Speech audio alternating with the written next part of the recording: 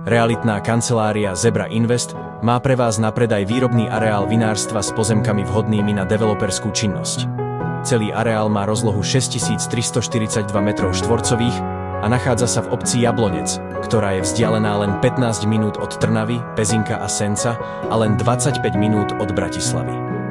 Na pozemkoch sa nachádza výrobno-prevádzková budova so zastavanou plochou 704 m2, ktorá je podpivničená s rozlohou 150 štvorcových metrov. Súčasťou areálu sú komunikácie, prístrežky na autá, iné spevnené plochy a stroje.